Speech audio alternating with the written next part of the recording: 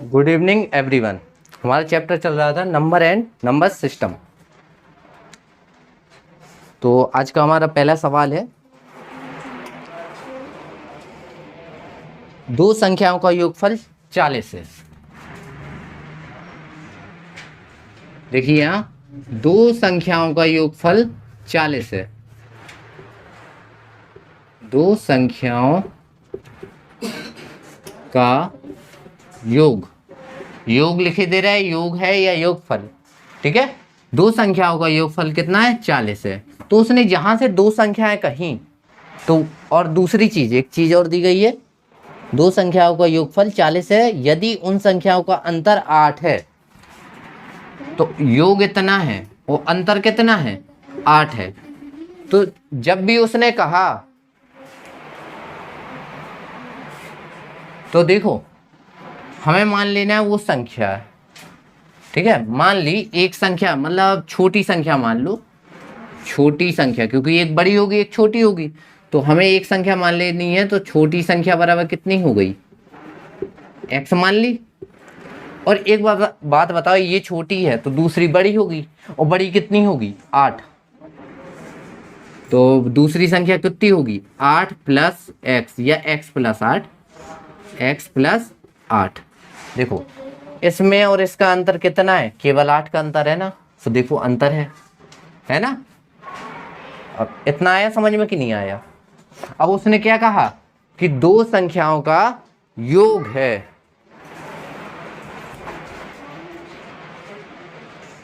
दो संख्याओं का योग कितना है? 40 है। यहां देखना अंतर 8 है। तो देखो ये छोटी संख्या हमने मान ली x और दूसरी संख्या हमने मान ली x प्लस 8, ठीक है। अब इसका अंतर देखो, अंतर का मतलब होता है माइनस। तो देखो बड़ी ये होगी, बड़ी होगी ना, लो हम यहां लिखे दे रहे, बड़ी संख्या हो गई ये। अब बड़ी में से ही तो छोटा घटाते हैं ना। तो देखो x प्लस 8 में से क्या घटाना है? x, एक माइनस की एक प्लस की घट जाएगी, तो अंतर कितना आ गया? 8 आ गया ना, 8। तो देखो ये हमारी संख्या सही है। तो छोटी संख्या कौन मानी? x, और अंतर कितना होना चाहिए? सो मान लो ये कितनी है तुम्हारी? 10 है। x का मान मान लो 10 है, मान लिया कि 10 है। अब तो बड़ी संख्या कितनी होगी? 18 नहीं होगी? 18 कैसे पता? 10 प्लस 8, 8 कहाँ से आया? यहाँ से, क्योंकि 10 तो क्या है? सेम है।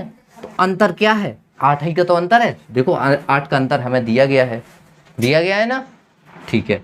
तो यहाँ देखो अब उसने क्या कहा है? दो संख्याओं का योग। तो हमने तो संख्या बना ली, एक संख्या ये हो गई, एक संख्या ये हो गई, दोनों हो गई ना। और दोनों का क्या है? योग। तो एक संख्या ये हो गई, दूसरी संख्या ये हो गई।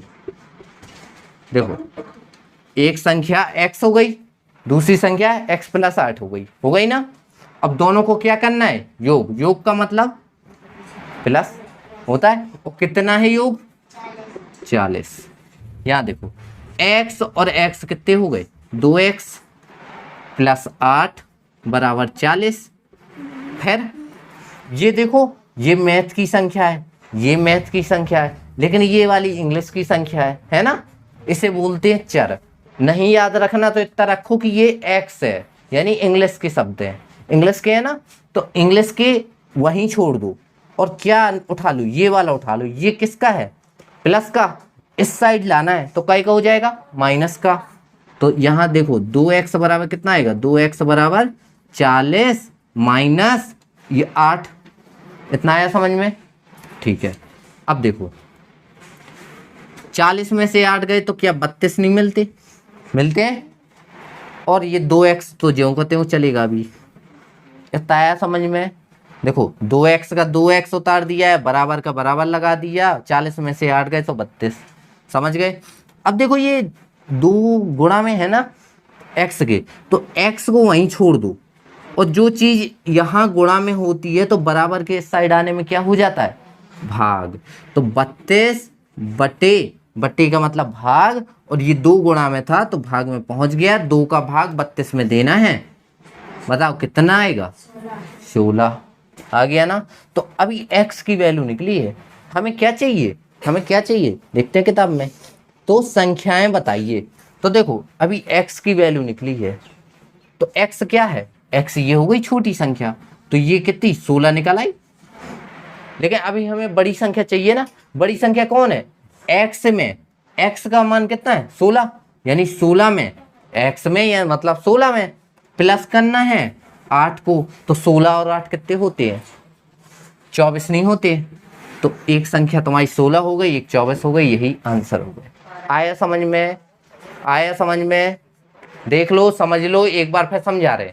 दो संख्याओं का योग दिया है, उनका अंतर दिया है, हमने एक संख्या मान ली x, छोटी संख्या, छोटी मानी x, तो बड़ी कौन होगी, जुड़ के ही आएगी। और कितना जोड़ना है, जितना अंतर हो। जुड़ गया, ठीक है।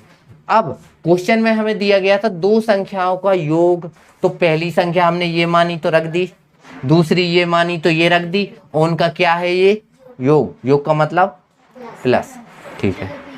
अब योग कितना है 40, तो x और x 2x, 8 ज्यों करते हो 40 ज्यों करते हो। अब देखो ये मैथ की, ये मैथ की, तो मैथ वाली उठा के इस साइड लाएंगे तो माइनस में आ जाएगा, ठीक है। 40 में से 8 गए तो 32, 2x ज्यों करते हो 32, ये दो मैथ की चीज है, गुणा में है ना, तो बराबर के उस साइड ले जाना है, तो कहाँ जाएगा भाग में, भाग में जाएगा तो 16 आ जाएगा। अब ये x है, तो x किसे माना था, इसे कि इसे माना था, छोटी संख्या तो कितनी निकली 16। अब बड़ी निकालना है, तो x में मतलब 16 में, 16 में देखो x की जगह क्या रख दिया 16, 16 में कितने जोड़ने हैं 8, तो 16 8 24, दैट्स ऑल। ओके ठीक है, नोट समझ में आ गया ना।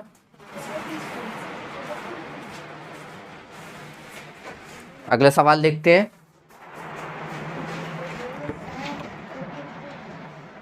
सवाल देखते हैं,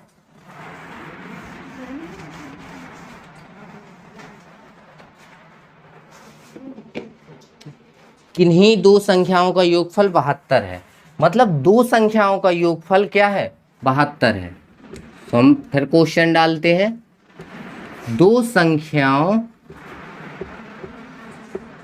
संख्याओं का योगफल योग क्या है 72 है, ठीक है 72, ठीक है। अब उसने क्या कहा है, तथा उन दोनों संख्याओं का अंतर 28 है, तो ये तो सेम टू सेम इसके जैसा नहीं हो गया, अंतर कितना हो गया 28 हो गया, समझना। दो संख्या को योग 72 है, अंतर 28 है, तो हमने एक संख्या मान ली, पहले मान लेते छोटी, तो छोटी संख्या मानी हमने, छोटी संख्या कौन हो गई x मान ली। अब बड़ी चाहिए, तो बड़ी तो x से बड़ी ही होगी। अब x से बड़ी होगी तो उसमें जोड़ना पड़ेगा, जब तो x से बड़ी आएगी, तो x में जोड़ेंगे कितना 28, जितना अंतर होता है। आया समझ में, ठीक है। छोटी संख्या निकल गई, बड़ी संख्या निकल गई। अब इनका क्या करना है, दो संख्या का योग है तो दोनों का योग कर देते हैं, तो x और x प्लस 28 का योग, इतना आया समझ में। पिछले सवाल जैसा है, योग कितना है 72, समझना x और x 2x बराबर 72, और ये जो प्लस का 28 था ना छोड़ दिया अभी हमने, ये डायरेक्ट उठा के धर ले, यहाँ माइनस का 28 नहीं आएगा, प्लस का उस साइड था, उस साइड लाए हम, आ गया ना।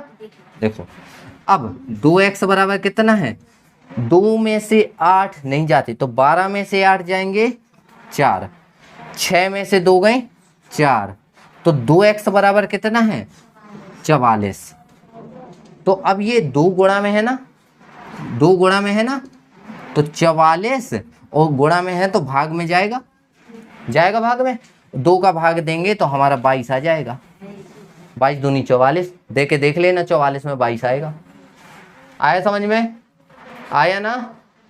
यहाँ देखो ये x का मान निकला, x कहाँ माना ये है ना, तो इसकी वैल्यू निकली कितनी 22, तो अभी इसकी निकालना बाकी है, तो x की जगह पे हमने 22 रखा, प्लस रखा 28 रखा, और 2 और 8 कितने होते हैं 10 कि 1 2 और 2 4 और 1 5, तो एक संख्या 22, एक संख्या 50 आंसर आ गया ना।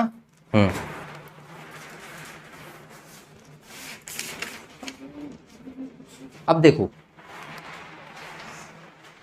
बिल्कुल इसके पहले वाला सवाल और अभी वाला सवाल सेम टू सेम है, कुछ चेंज नहीं है, केवल संख्याएं चेंज है। उस टाइप के सवाल आते हैं, इस टाइप के सवाल बहुत आते हैं एग्जाम में, ठीक है ना। हाँ तो यहां देखते हैं, इसमें आ जाओ। जो एक सवाल है, अगला सवाल है हमारे लिए, किसी संख्या के 4 गुने में, उसने क्या कहा, किसी संख्या के 4 गुने में। तुम लोगों को वो संख्या पता है, नहीं पता ना, तो हम पहले वो संख्या ही मान लेते हैं। तो माना संख्या कितना हो, माना संख्या बराबर क्या है x। अब हमें वो संख्या पता चल गई ना। तो अब वो सवाल में किसी संख्या नहीं है, अब वो संख्या क्या हो गई x। तो अब किसके 4 गुने में, x के। तो देखो x के 4 गुने में 10 जोड़ने पर, देखो x का के की का मतलब समझते हो ना। तो x के 4 गुने में 10 जोड़ने पर संख्या के 5 गुने से 5 कम प्राप्त होता है।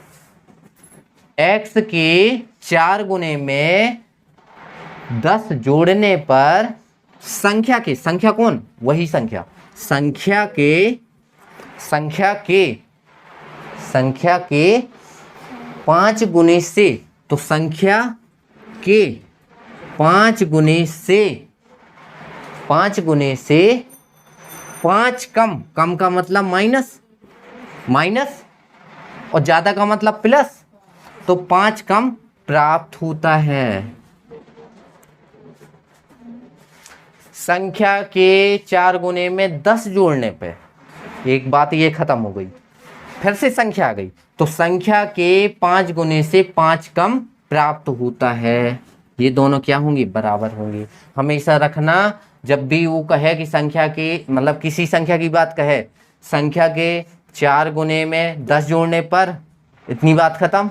फिर उसने क्या कहा, फिर से संख्या आ गई, तो अब संख्या अलग से रखनी है। संख्या के 5 गुने से 5 कम प्राप्त होने का मतलब बराबर, इतना दिमाग में रखना।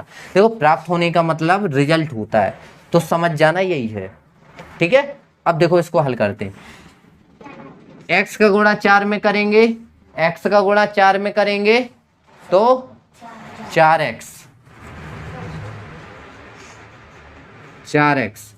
प्लस 10 बराबर x का गुणा 5 में, तो 5x माइनस 5। अब देखो एक काम करते हैं, ये मैथ की संख्या है हमारी, है ना, ये माइनस में, अगर उस साइड पहुंचा दे तो प्लस में। तो देखो 4x प्लस 10 तो ये पहले से दिया, और ये वाला 5 वहां पहुंचा दिया, बराबर में क्या बचा 5x बस। यहाँ देखो, अच्छा ये देखो ये x है इंग्लिश की, ये भी x है, तो एक काम करते हैं ना, इसको उठा के इस साइड लाते हैं। तो यहाँ देखो 10 और 5 कितने हो गए 15 हमने अलग से रखा, 5x रखा, ये जो 5x था, और ये वाला 4x उठा के, ये प्लस का है ना, देखो आगे चिन्ह नहीं लगा, इसका मतलब प्लस है, प्लस का इस साइड लाएंगे तो माइनस में चेंज हो जाएगा ना। तो देखो यहाँ बची 15, यहाँ 5x में से 4x गए तो 1x, तो 1x में तो केवल x ही आता है, तो x की वैल्यू क्या निकली 15। अब हमें निकालना क्या था, संख्या क्या है, तो संख्या 15 है। ये कैसे पता कि ये 15 ही आंसर, क्योंकि हमने संख्या ही मानी थी। x किसे माना था, संख्या को, और संख्या कितनी निकल आई आंसर। अगला समझ में आया, x के 4 गुने में 10 जोड़ने पर मतलब संख्या के 4 गुने में 10 जोड़ने पर संख्या के 5 गुने से 5 कम प्राप्त होता है। बात खत्म। ये लिखना जिसने सीख लिया पूरा सवाल आ गया, उसको समझ जाना।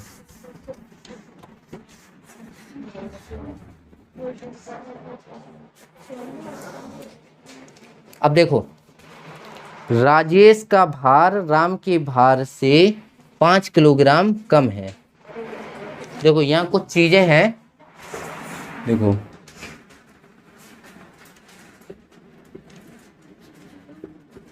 चीजें समझने की कोशिश करना। राजेश का भार, राजेश का भार राम के भार से, राम के भार से 5 किलोग्राम क्या है, कम है ना कम। ठीक है, अब अगली चीज क्या है, तथा नेहा का भार राम के भार से 3 किलोग्राम अधिक है। मतलब नेहा, यहाँ देखो नेहा का भार किसके, रामाई की कहा ना उसने, हाँ राम के भार से, राम के भार से 3 किलोग्राम यहाँ क्या है, अधिक है। समझना, ये चीजें बहुत ध्यान से पढ़नी पड़ती हैं। देखो यहाँ राजेश और राम में बात की गई है, यहाँ नेहा और राम में बात की गई है। मतलब यहाँ कॉमन क्या दिख रहा है, राम दिख रहा, कॉमन समझते हो। तुलना किससे की जा रही है, कहा गया ना, दिख रहा है ना।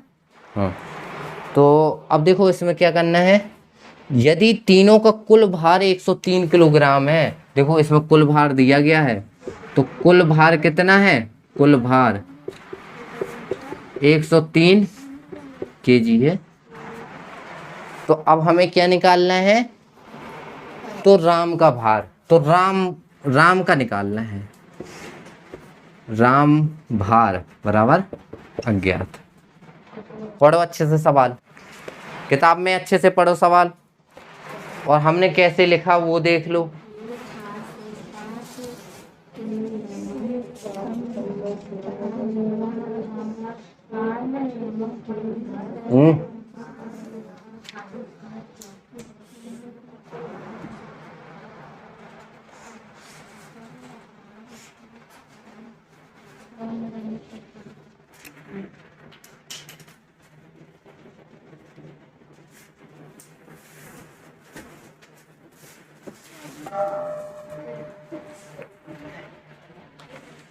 देखो जल्दी से सवाल देखो, फिर बताते हैं।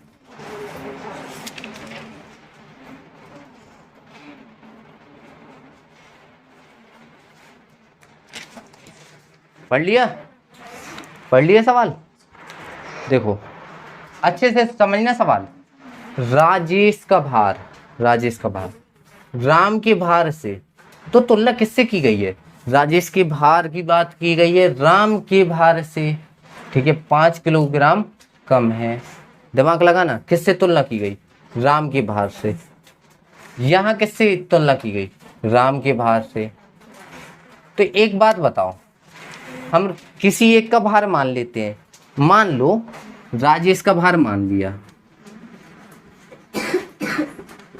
देखो राजेश का भार हमने मान लिया कि क्या है, x kg है, x है, kg लिखना हो ना लिखो, लो सब kg में, क्योंकि राजेश का भार क्या है, x है। अब देखो राजेश का भार यानी x की बात हो रही है, राजेश का भार राम के भार से 5 kg कम है। अच्छा इसको उल्टा पढ़ के देखो, देखो राजेश का भार कम है किससे, राम से। राजेश का भार कम है राम से, मतलब राम का ज्यादा कहलाया, और जितना राजेश का कम होगा उतना राम का ज्यादा होगा। ऐसा ही है ना, जैसे हम कहें नेहा का भार 2 किलोग्राम कम है नंदिनी से, नेहा का भार नंदिनी से 2 किलोग्राम कम है, और वहीं हम कह दें नंदिनी का भार नेहा के भार से 2 किलोग्राम अधिक है। अब अधिक हो गया, क्यों, क्योंकि नेहा का कम है और नंदिनी का अधिक है, बाकी अंतर तो दोनों में वही रहेगा, 2 किलोग्राम। अगर हम इससे कहेंगे तो 2 किलोग्राम कम होगा नेहा का, और नंदिनी का अधिक होगा। होगा कि नहीं होगा? अंतर तो सेम आना है। जैसे हमें 64 के हैं, अब 64 यानी हमारा भार हमारे मित्र के भार से कितना है, मान लो 2 किलोग्राम कम है, मित्र के भार से 2 किलोग्राम कम है हमारा, तो हमारे मित्र का भार हमसे 2 किलोग्राम ज़्यादा कहलाया। तो इसी प्रकार राजेश का भार राम के भार से 5 किलोग्राम कम है, तो राम का भार राजेश के भार से ज़्यादा ही होगा। तो देखो राजेश का भार तो राजेश का भार कम है, ध्यान देना, राजेश का भार कम है, तो राम का भार कितना हो जाएगा? राम का भार, देखो राजेश का भार राम के भार से 5 किलो कम है, तो राम का भार राजेश के भार से 5 किलोग्राम ज्यादा होगा। किससे ज्यादा होगा? राजेश से। तो राजेश का कितना है? x, और कितना ज्यादा है? 5। आया समझ में? देखो फिर से लैंग्वेज में आते, राम का भार राजेश के भार से 5 किलोग्राम अधिक है, राजेश का भार राम के भार से 5 किलोग्राम कम है। देखो कम दिख रहा ना राजेश का, देखो यहाँ x है यहाँ x है, लेकिन 5 का अंतर मिल रहा है। ये आया समझ में? अब दूसरी लाइन में आते, नेहा का भार राम के भार से 3 किलोग्राम अधिक है, यानी किसका? नेहा का भार, नेहा का भार बराबर कितना है? राम के भार से, कहाँ गया? राम के भार से 3 किलोग्राम अधिक है, तो राम का तो हम निकाल चुके ना, तो राम का भार कितना है? इतना है। राम के भार से कितना अधिक है? 3 किलोग्राम अधिक है। अधिक का मतलब जोड़ना। तो देखो x का तो x रहेगा, और 5 और 3 8 हो जाएगा। देखो ये सबके भार निकल आए, देखो नेहा का भार किससे? राम के भार से 3 किलोग्राम अधिक है, तो राम का भार कहाँ है? राम का भार तो हमने निकाल लिया, तो राम का भार ये है, और कितना अधिक है? 3 किलोग्राम। 3 अधिक है, अधिक के लिए प्लस, तो ये 5 और 3 क्या हो गए? 8, x का x। आ गया समझ में? आ गया ना? अब देखो क्वेश्चन में हमें दिया गया है कि तीनों का भार कितना है? 103। मतलब इसका भार मतलब तीनों को जोड़ दें तो हमें कितना मिल जाना चाहिए? 103। जैसे हम कहें कक्षा 1 में 2 बच्चे, कक्षा 2 में 3 बच्चे, है ना, और कक्षा 5 में 5 बच्चे, सो टोटल कितने हो गए? 10 बच्चे हो गए। तो वही हम कहें कि टोटल कितने हैं? 10 बच्चे हैं। कक्षा 1 में इतने हैं, कक्षा 2 में इतने हैं, तो कक्षा तीसरी का भी 5वीं का निकाल सकते हैं, क्योंकि जब हमें वैल्यू दी गई होती है, देखो सीधी बात है, राजेश का भार, राम का भार और नेहा का भार, तीनों का भार हमने निकाल लिया, भले ऐसे फॉर्म में निकाला। तो अगर तीनों को जोड़ दें तो हमें टोटल इतना मिलना चाहिए। तो देखो ये यहाँ लिख लो x + 8, यानी हम तीनों को जोड़ दें। तीनों का किसका? राजेश का कितना है? x है, राम का कितना है?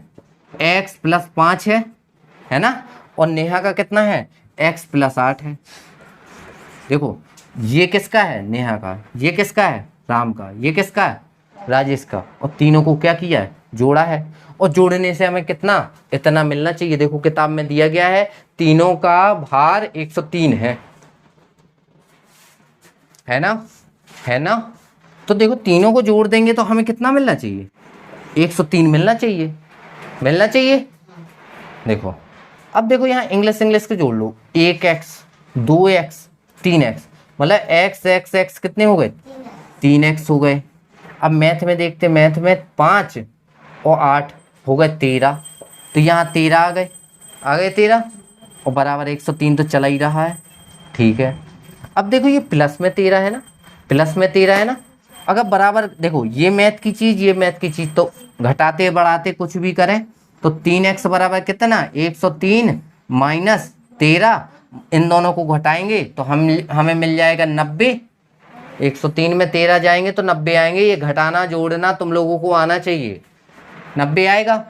यहाँ कितना चल रहा था 3x, देखो 3x था, 3x रख दिया, बराबर रखा, बराबर लगा दिया, 90 आ गया। अब 3 का भाग 90 में देंगे तो ये भाग देना तुम्हें आना चाहिए, हमने भाग दे दिया तो 30 आ गया। अब ये नहीं पूछना कि भाग कैसे आया, पहली चीज, हाँ x का मान निकला, x किसे माना था, राजेश को।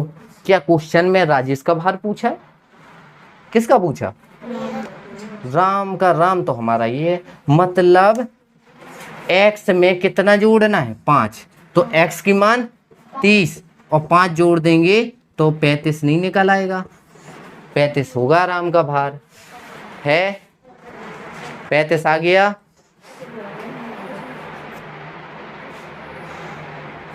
आ गया।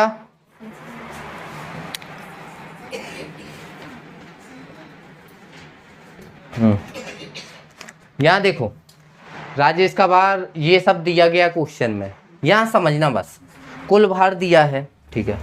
अब हमें किसी एक का भार मानना है, तो हमने तो पहले नाम देखा राजेश, तो हमने राजेश का मान लिया, तो राजेश का x मान लिया।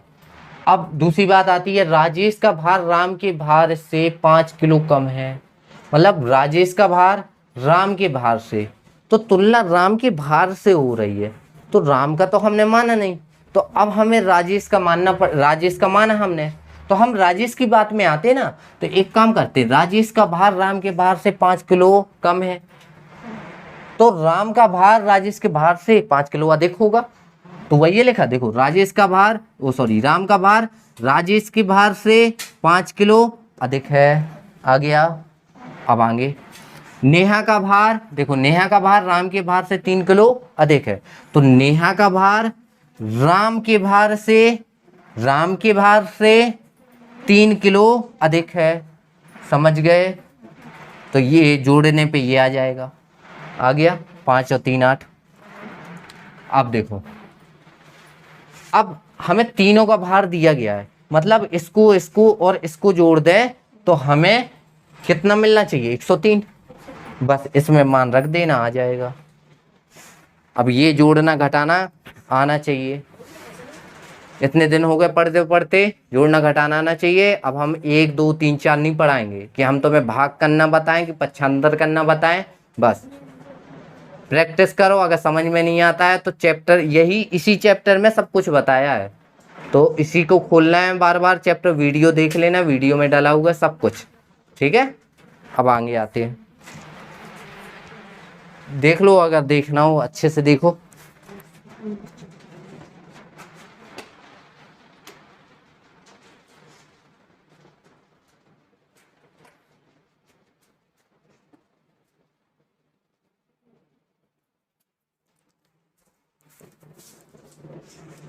हाँ, तो अब देखो अगला सवाल,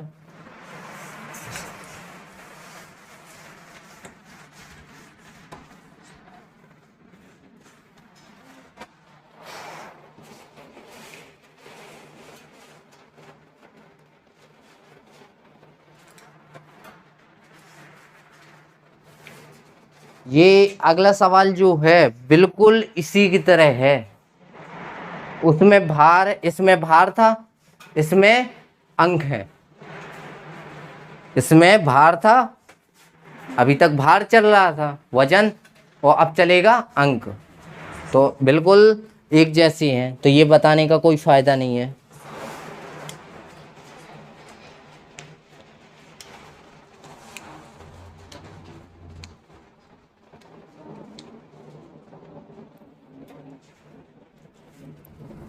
और एक सवाल ये बताते,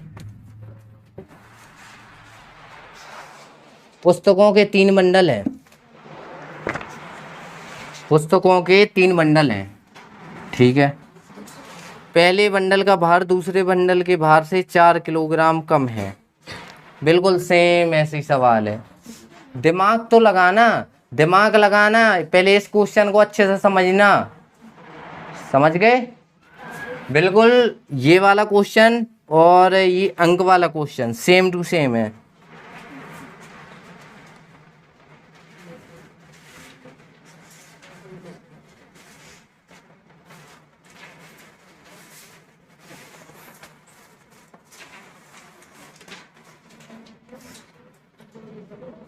ये वाला देखो,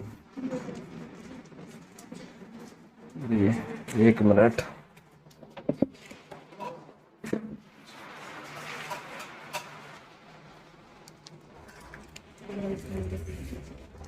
एक सवाल है, एक दूध वाले के पास 48 लीटर दूध है, तो दूध वाले के पास दूध कितना है? 48 लीटर।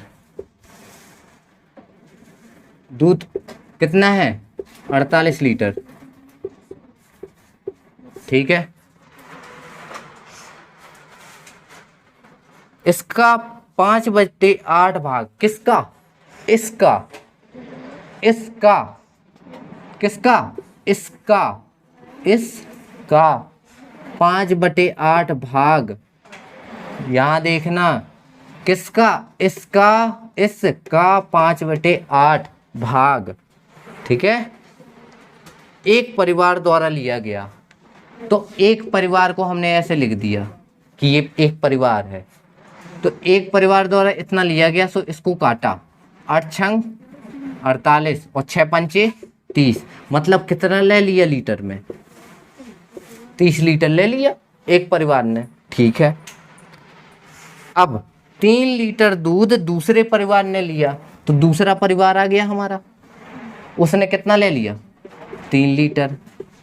ठीक है, ये लीटर में है। शेष दूध को 20 लीटर बनाने हेतु दूध की कितनी मात्रा डाली जानी चाहिए? अब शेष, तो शेष कितना बचा? तो देखो, ये 30 और ये 3, यानी 33 लीटर हमने दूसरे के परिवार को दे दिए। दे दिए कि नहीं दिए? दे दिए कि नहीं दिए? बताओ। 30 इस परिवार को दिया, 3 इस परिवार को दिया, 33 दे चुके हैं। तो अब शेष कितना बचा? दिमाग में रखना, शेष। तो शेष कितना बचा? 48 था, 33 दे दिया, तो हमारे पास कितना बचा? 8 में से 3 गए सो 5, 4 में से 3 गए सो 1, हमारे पास शेष बचे कितने? 15। अब बताओ 15 में कितने जोड़ें कि 20 बन जाए? नॉर्मल सी बात है। तो आवश्यक हमें 20 बनाना है ना, तो आवश्यक दूध बराबर कितना होना चाहिए? देखो, हमें कितना चाहिए? 20, हमारे पास है कितना? 15। 20 में से 15 गए 5, यानी हमें कितने दूध की आवश्यकता है? समझ गए? लो, आज के लिए इतना ही। पूरे सवाल करके आना, बनेंगे, दिमाग लगाना। अगर दिमाग नहीं है तो फिर कुछ नहीं हो सकता। अगर नवोदय का एग्जाम निकालना चाहते हो, चलो निकालना तो चलो दूर की बात है, कम से कम 80 नंबर तो लाना सीखो। घर वालों को शकल दिखा सको कि हाँ हमने पढ़ाई की है, भले निकले नहीं है, घर वालों को ये तो लगेगा चलो हमारा बच्चा 5 नंबर से छूट गया कि 3 नंबर से छूट गया, होगा ना। और जहाँ से 30 नंबर आ गए, का शकल दिखाओगे? बताओ। हम तो नहीं भाई दिखा सकते, हम तो कह देंगे हमें देना ही नहीं है एक तो एग्जाम। लेकिन अब टाइम है तुम्हारे पास, टाइम है ना, तो पढ़ सकते हो कि नहीं पढ़ सकते हो? अब जिसके पास टाइम नहीं होगा और फिर एग्जाम देने के लिए बैठाया जाए, तो देखो उसमें गलती नहीं होती, लेकिन टाइम है तो गलती तुम्हारी ही है अगर पढ़ नहीं रहे हो। पढ़ते जाओ, देखो टेंशन बिल्कुल नहीं लेना है, केवल जो बताते जाओ पढ़ते जाओ, 1 बार में नहीं, 2 बार में नहीं, 3 बार में नहीं, समझ में आएगा। बस मैथ में एक चीज दिमाग में रखो, मैथ को किताब की तरह बिल्कुल नहीं पढ़ो, पहली चीज।